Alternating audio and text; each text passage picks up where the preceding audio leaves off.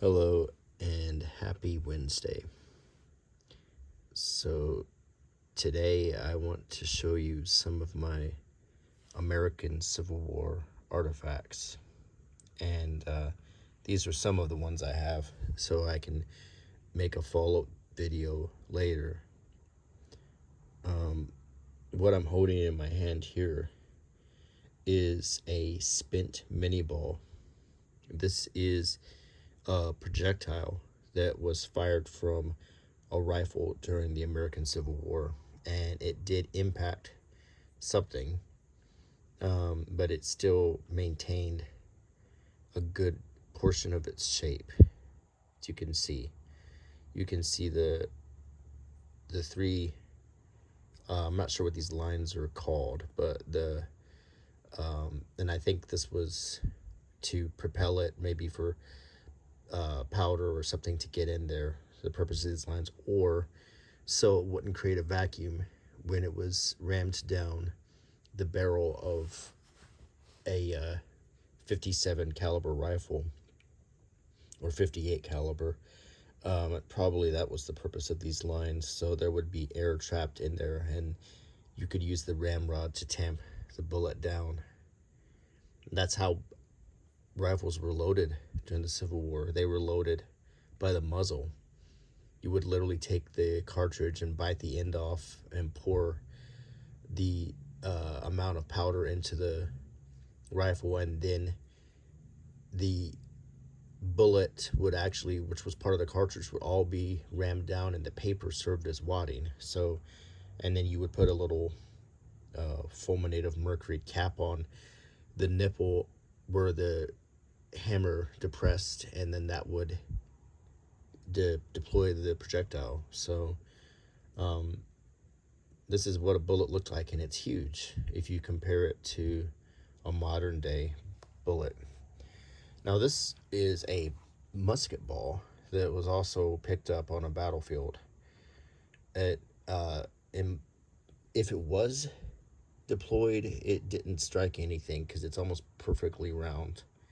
It was more than likely dropped from a soldier's ammunition pouch, or when he was loading, he panicked and it fell out of his hand, and it stayed on the battlefield for over a century, and that's how it gets this unique color and texture. This is it from the lead and the effect of being buried in the ground, in the soil for 150 years. So here's two projectiles, and both of them look extremely like they would do a considerable amount of damage if they struck you, especially with a low muzzle velocity rifle like what they used. I have two boxes here, and I'll tell you the story behind both of them. This one was given to me by my mother back in the 1980s, and she had visited Vicksburg, and she thought I would like this. So someone had curated this small collection of objects found aboard a it was found aboard a blockade runner. It was sunk by the Union Navy, and it was dredged up shortly before my mom visited Vicksburg. It's the name of the blockade runner was the Georgiana. And in this box we have a musket ball, a Spencer cartridge, brass pins, a button from a blockade runner, amber glass, and a Miniball. So this is from the Georgiana, and it's on a little bed of cotton here. So this, what I'm holding in my hand, is 40 something years old, the box, and it's this old style where they put it together with pins.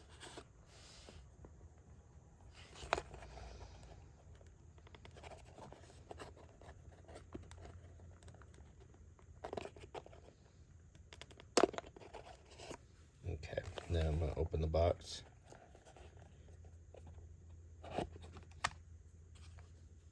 Okay, so the first thing I'll show you is one of these brass pins that was found on the Georgiana, and compare it to this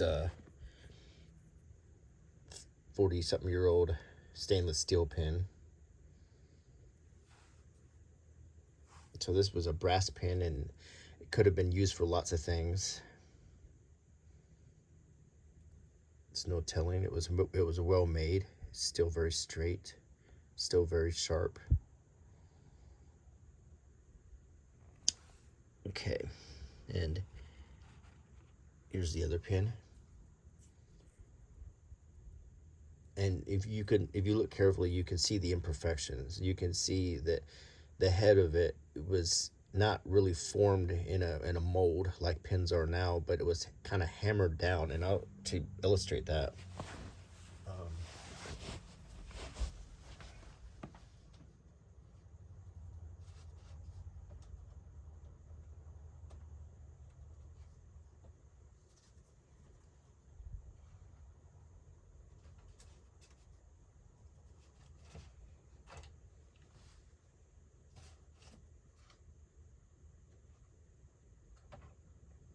well, I thought I had a nail to show you, but I can't find it right off. But I was going to show you an old nail that was made by this process where they, when they formed it, the blacksmith would literally just kind of flatten out the top of it to make that head. That wasn't molded like, see how perfect the head on this modern pin is.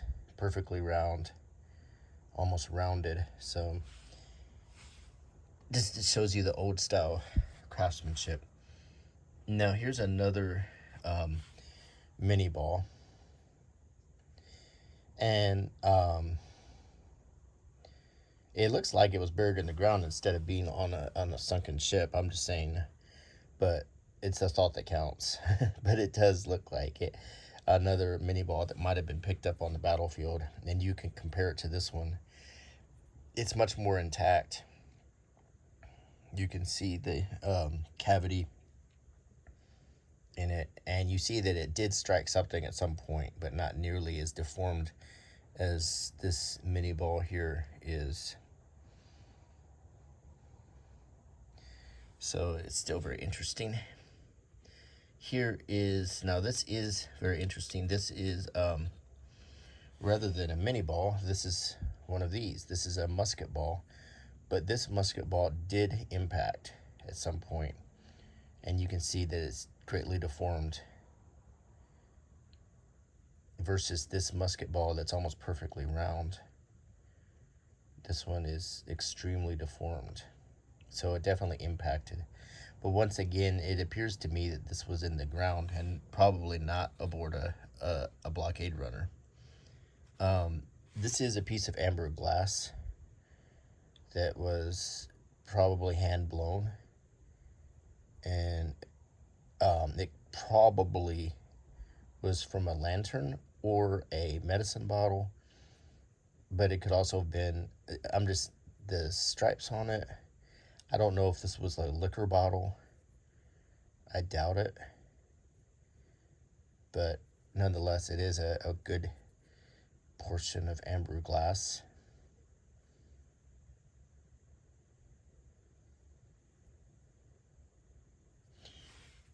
And this is a button, probably from a blouse shirt. It's made out of glass. It's well made, high quality, but it's very old style, very sturdy looking, very clean, and almost new looking.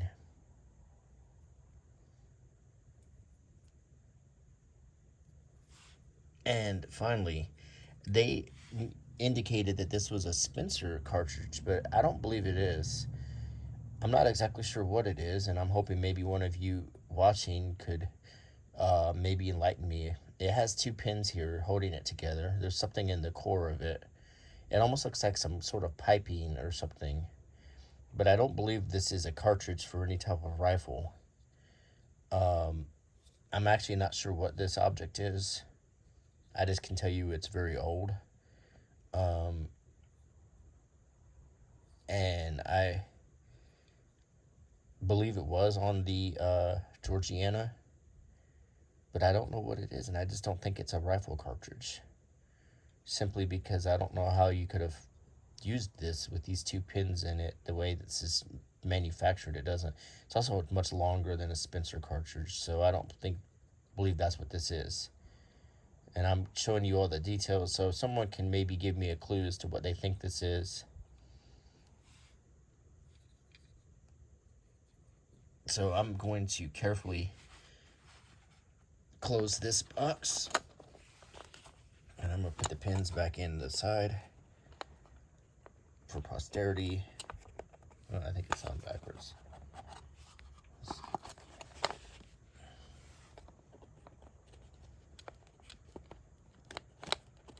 Maybe not.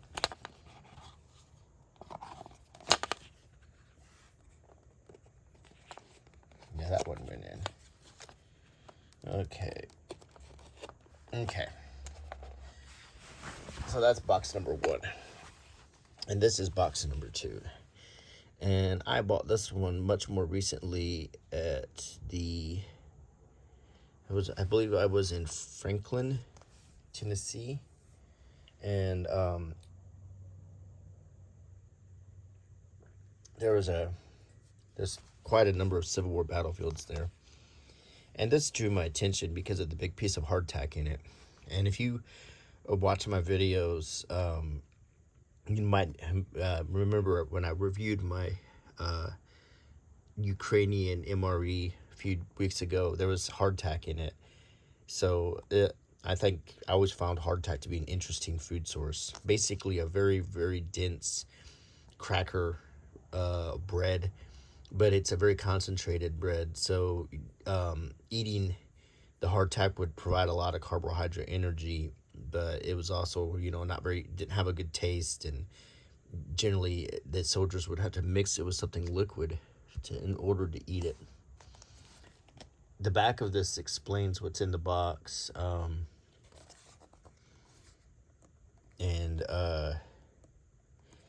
I'll read it. It says, the soldiers of the Civil War were often hungry. They mostly ate hard crackers called hardtack. Sometimes they would get salt pork or cornmeal to eat. To supplement their meals, soldiers would forage from the land around them. They would hunt game and collect fruits, berries, and nuts wherever they could. By the end of the war, many soldiers in the Confederate Army were on the verge of starvation. Hardtack was a treat given to every Union and rebel soldier during the Civil War. Hardtack was more aptly called digestible leather. Also, it was affectionately known by the men as angel cakes, teeth dullers, and worm castles, but it was also issued and stored by the men for marching. Rumor is some hardtack made during the Civil War was reissued and used during the Spanish-American War almost 35 years later. They were very plain tasting and did very little except to keep the soldier from starving. These type of crackers have been around since 1801 and were used to feed the American soldier in the War of 1812. This is a current modern sample made with flour, water, and a pinch of salt. This has been treated with chemical sprays to help preserve it so it's not for consumption. The authentic Civil War 3-ring Miniball was used later in the war by both rebel and Union soldiers. It is a .58 caliber Miniball that was used in the Springfield musket as well as several other brands. Thousands of muskets were also imported during the war to meet the demand by both sides. The rings allowed for a more accurate fire as the rifling in the musket caused the Miniball to spin much like a football when passed, so that explains the rings. The range was about 200 yards, but when fired by hundreds of soldiers at the same time, many found their targets. These were made from soft lead that caused devastating injuries. If one hit a limb, it would shatter the limb so badly that amputation or death often followed. There are Confederate coin buttons, so called because they have no military markings and resemble a coin. The South was slow to equip their soldiers, and many left home with the clothes they had on their backs. Bullet and buttons were excavated from a campsite on private property with owner permission. So, very much like the other box, this was curated, once again, with the pins holding the box together. And I'm going to open the box. We'll look at the items. Unlike this one, which is on cotton, this is on a piece of black felt. So the first thing we'll take a look at here, well, you know what? Oh, here's the hardtack. Just want to look at this. And this is made, but it's been treated to preserve it, so you can look at it and handle it. And this is generally what it would have looked like, and it's very interesting. Now it appears that these items have been glued to the back here, so rather than pulling them apart, I'm just going to show them to you in the package. So these are what they call the coin buttons. Very simple buttons on Confederate uniforms. If you know anything about the Civil War, you'll know that the Confederate Army was less equipped than the Union Army. At the first Battle of Bull Run, in fact, many of the Confederates wore their Union uniforms, those who were still in the Army at least, and the others wore their regular clothes. And eventually, for units that couldn't get official uniforms, they made homespun uniforms called butternuts, which were dyed to look as close to gray as they could, but often was kind of a light brown. And they would have cheap buttons, and so the kind of the typical Confederate soldier would be wearing, butternuts. He'd be lucky if he had shoes on, incredibly lucky if he had socks, and he would have had a blanket kind of across his chest, and inside the blanket rolled up would be whatever items he owned. And he'd also have a canteen, hopefully, and a cartridge pouch with his rifle, bayonet. Sometimes they would carry a revolver.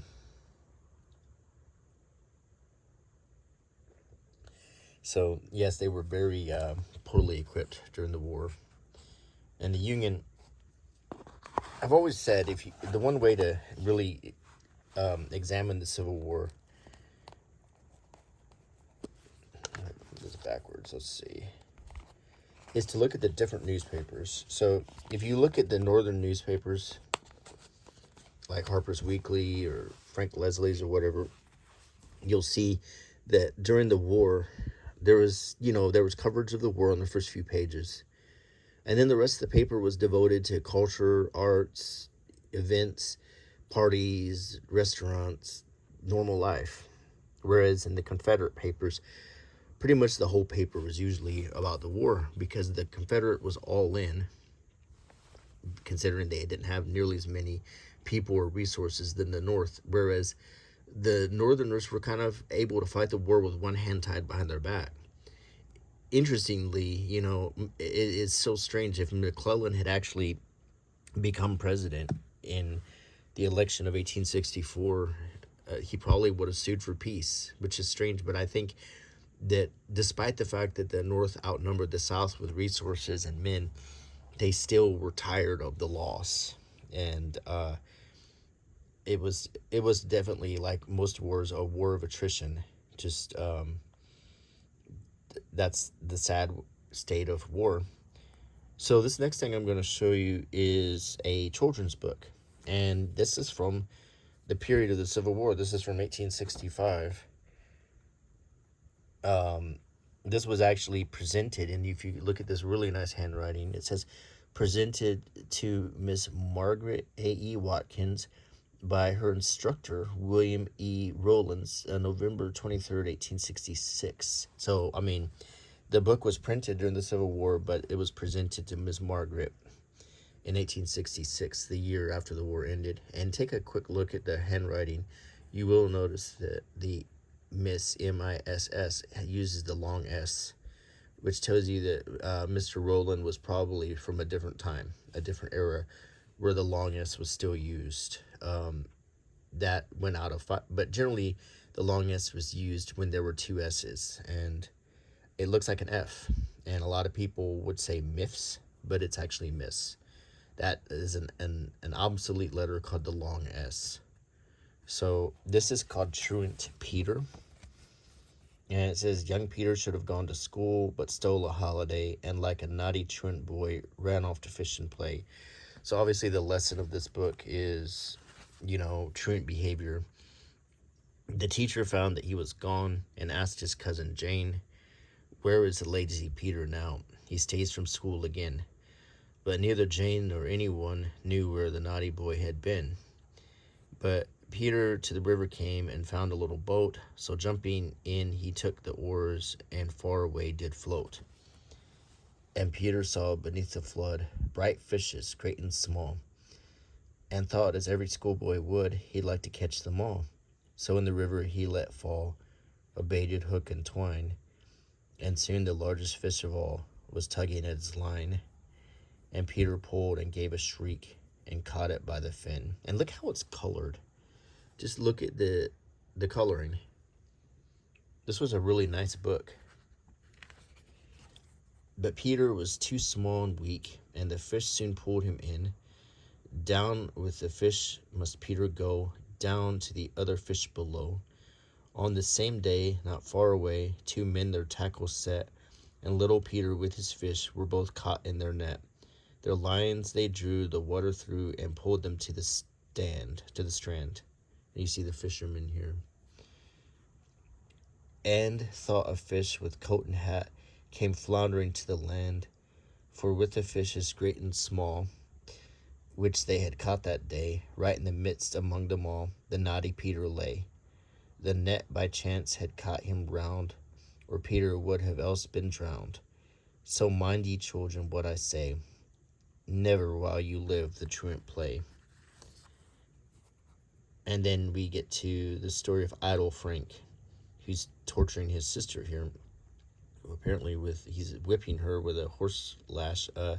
Frank was a mischief-loving boy and fond of naught but play, who might have been his parents' joy if he had but obey. In vain his parents kindly tried in learning's path his steps to guide, yet he, despite their good intent, had all his thoughts on mischief bent. His little sister he would tease, instead of trying her to please. Her dolls and toys he would not spare, and often pulled her curly hair. And it looks like he's downright whipping her with this horsewhip. I mean, it's pretty. Frank is a real mean person. I was a family channel, and I can't say certain things, but her pretty little bird he took. Poor Susie never saw it after. He drowned her kitten in the brook, and came and told her, full of laughter, see, he's tied a stick to Carlo's tail, and the dog is mad as mad can be. The little scamp should be in jail, for that's the place for such as he. When his parents would reprove, but look as surly as a bear, but neither prayers nor tears would move, and for a whipping didn't care.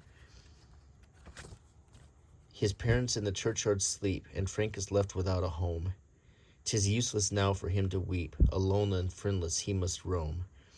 He cannot work, he knows not how, he feels the want of learning now. While tired and hungry and footsore, he begs his bread from door to door. Now, children, all of you may read this little story, pray take heed. Improve your time whilst you may, and you'll be glad some future day. So,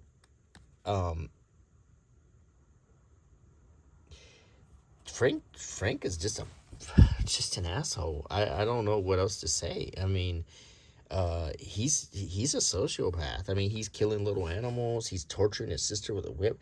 When his parents died, he basically turns into a vagrant, and everyone is kind of like, he deserved it, and he did. And that is a harsh lesson for a cute children's book.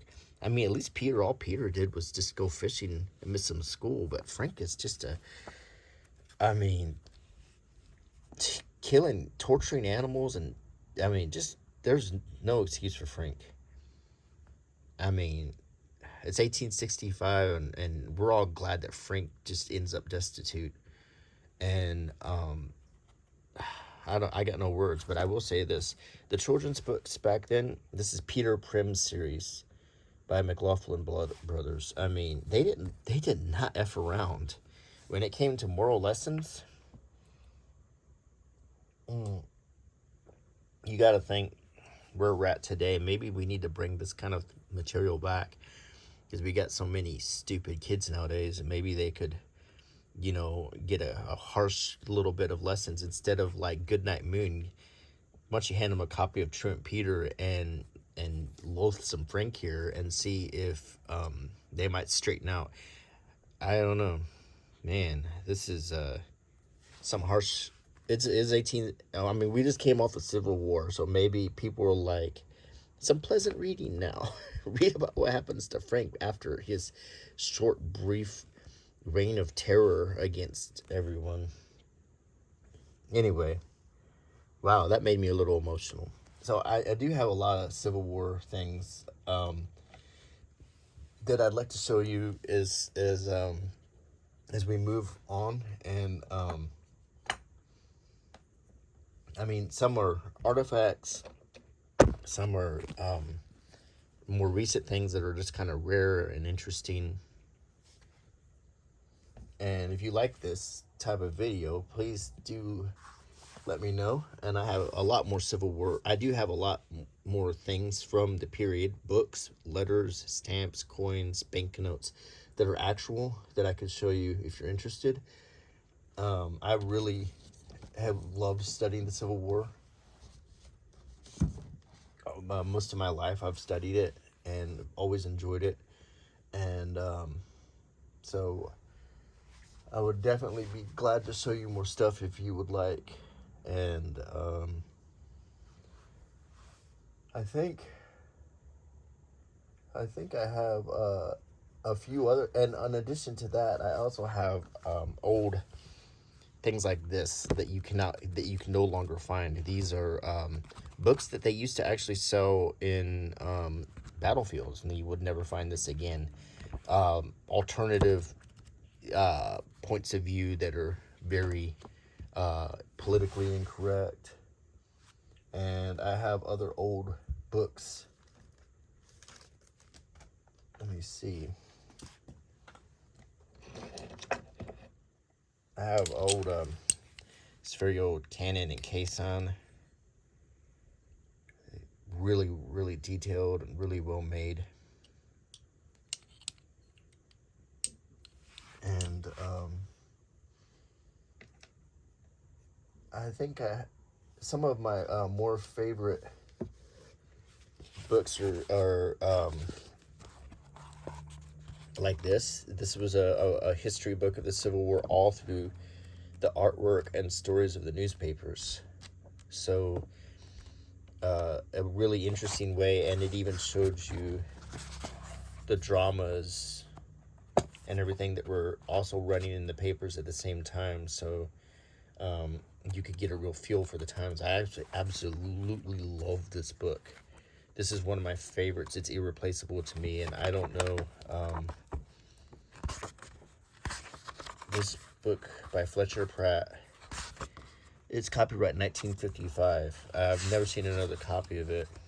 I don't have the dust jacket, but to me, this is one of my absolute favorite books about the Civil War through the lens of newspapers, both North and South.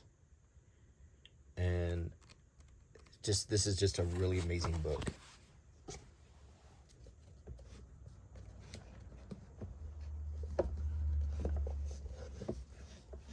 So I have hundreds of Civil War books that I also would like to show too if you're interested. So definitely a big interest of mine. Boy, that book, Truant Peter and Loathsome Frank, man, that was some rough stuff right there. Anyway, I really do hope you enjoyed this video. A little bit different than what I usually do, but I want to try to do some different things and show. Actually, a lot of the Civil War stuff I own, even the stuff that I consider new, is actually probably 40 or 50 years old. So you might find it interesting anyway, because it's the sort of things you can't find anymore. Battlefields and everything have changed a lot. So it is a interesting. It's not just the artifacts from the Civil War time, but also artifacts from a different time in our history on how the Civil War was talked about and how it was treated. So anyway, until next time, I will see you later on this week. Bye.